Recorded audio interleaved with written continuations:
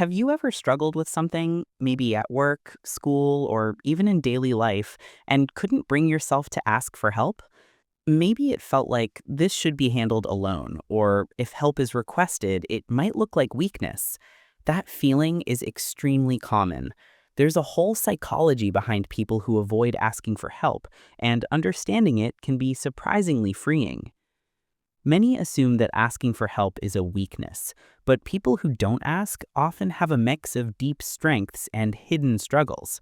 They're not lazy, they're not incapable, they're just wired in a way that makes self-reliance feel safer, even when it's secretly exhausting. Recognizing these patterns can be eye-opening, especially because many aren't even consciously aware of them. This exploration dives into the psychology of people who don't ask for help. By the end, the sense of being seen, understood, and relieved becomes clear. This isn't about fixing anyone, it's about understanding patterns and unlocking a more balanced approach to challenges. Starting at the beginning, why is asking for help so difficult for some? A lot of it comes down to early experiences. Perhaps growing up, asking for help wasn't encouraged. A child may have constantly had to figure things out alone, whether at school or home. Maybe independence was praised so highly that seeking help felt like failure, or the environment was unpredictable. Help wasn't always available, so self-reliance became the safest option. Think about it this way. If asking for help repeatedly led to being ignored, dismissed, or criticized, the brain naturally learns it's safer to handle this alone. That's not a flaw, it's an adaptation. Even as adults, this pattern can persist. Picture a work scenario, juggling a big project and a teammate offers assistance. The initial thought isn't relief, it's suspicion. Will asking make me look incompetent? Will they take over? That hesitation isn't laziness, it's the brain protecting itself, shaped by past experiences. Ever stayed up late trying to fix a problem alone only to realize the next day that a 5-minute conversation with someone could have solved it? That's the classic trap of self-reliance. Being used to handling everything alone makes asking feel uncomfortable, even risky. Another reason people avoid asking for help is pride and a need for control. There's a subtle psychology behind it. Asking for help is essentially admitting that something can't be handled alone. For those who strongly identify with competence and independence, this can feel threatening. The desire to feel capable is natural and a strength, but when pride becomes a barrier, thoughts like "this should be known already" or "asking might make me look incompetent" take over. Suddenly, the very thing that could make life easier feels impossible. Consider a friend who never asks for help with heavy lifting, even though support is offered.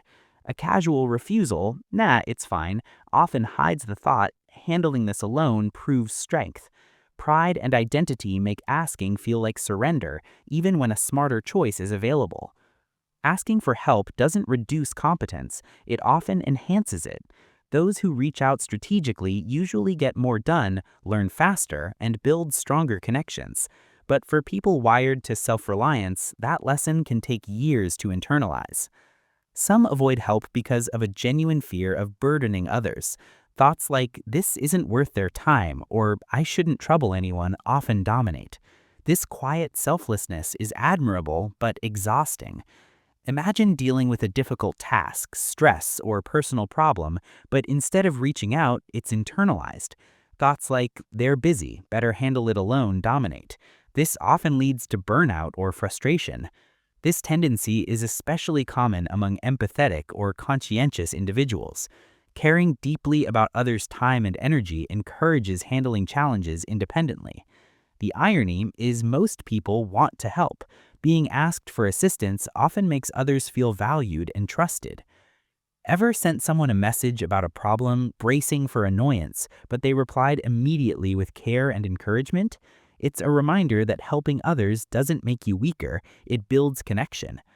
For many, avoiding help is tied to anxiety and overthinking. Thoughts often spiral. What if they don't understand? What if judgment comes? What if it worsens? Staying silent then feels safer.